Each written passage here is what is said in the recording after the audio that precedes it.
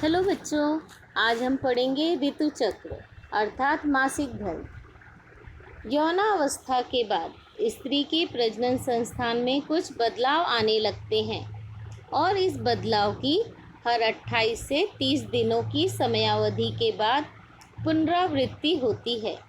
इसी पुनरावृत्ति से होने वाले बदलाव को ऋतु चक्र कहते हैं। ऋतु चक्र यह एक प्राकृतिक क्रिया है जो 4 संप्रेरकों द्वारा नियंत्रित होती है। वे 4 संप्रेरक हैं: पुट्टिका ग्रंथि संप्रेरक, ल्यूटिनाइजिंग संप्रेरक, ईस्ट्रोजेन और प्रोजेस्टेरॉन। पुट्टिका ग्रंथि संप्रेरक के प्रभाव से अंडाशय में स्थित पुट्टिकाओं में से एक पुट्टिका के साथ डिंब का विकास होना प्रारंभ होता है। यह विकसनशील पुट्टिका ईस्ट्रोजन संप्रेरक का स्रवण करती है। ईस्ट्रोजन के प्रभाव से गर्भाशय के अंतःस्तर की वृद्धि या पुनर्निर्मिति होती है।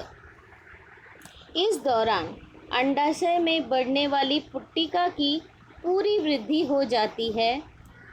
ल्यूटिनाइजिंग संप्रेरक के प्रभाव से पूर्ण वृद्धि हुई पुट्टिका फूटकर उसमें से डिंब अंडाशय से बाहर आते हैं। इसी को अंडोत्सर्ग कहते हैं। अंडाशय में फूटे पुट्टिका से पित्तपिंड बनते हैं। ये पित्तपिंड प्रोजेस्टेरॉन संप्रेरक को स्रावित करना प्रारंभ करते हैं। प्रोजेस्टेरॉन के प्रभाव से गर्भाशय के अंतःस्तर की ग्रंथियां स्रावित होने लगती हैं, जिससे अंतःस्तर भ्रूण के आरोपण के लिए पूरी तरह तैयार हो जाता है।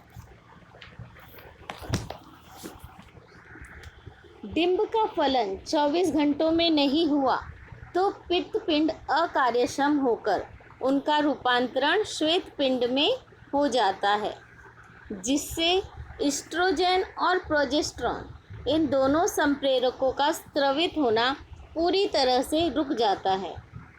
इन संप्रेरकों के अभाव से गर्भाशय के अंतःस्तर का ह्रास होने लगता है और उसमें के ऊतक तथा अफलित डिंब योनि मार्ग द्वारा बाहर निष्कासित किए जाते हैं। इसी के साथ साथ भारी मात्रा में रक्तस्राव होता है। इसी को ऋतुस्राव या मासिक धर्म कहते हैं।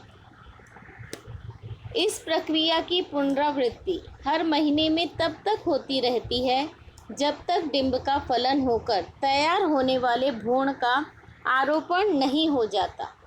भ्रूण आरोपित होने पर शिशु का जन्म होने तक और उसके दुग्धपान की कालावधि तक इस चक्र की पुनरावृत्ति रुक जाती है। मासिक चक्र यह एक प्राकृतिक क्रिया है जिसमें 4 से 5 दिनों के मासिक स्राव के दौरान स्त्री को काफ़ी वेदनाएं होती हैं। उसी प्रकार अत्यधिक मात्रा में रक्तस्राव होने से कमजोरी भी आ जाती है। इस कालावधि में स्त्री को संसर्ग होने की संभावना रहती है। इन सभी कारणों की वजह से इन दिनों में विशेष व्यक्तिगत स्वच्छता के साथ साथ आराम की भी ज़रूरत होती है।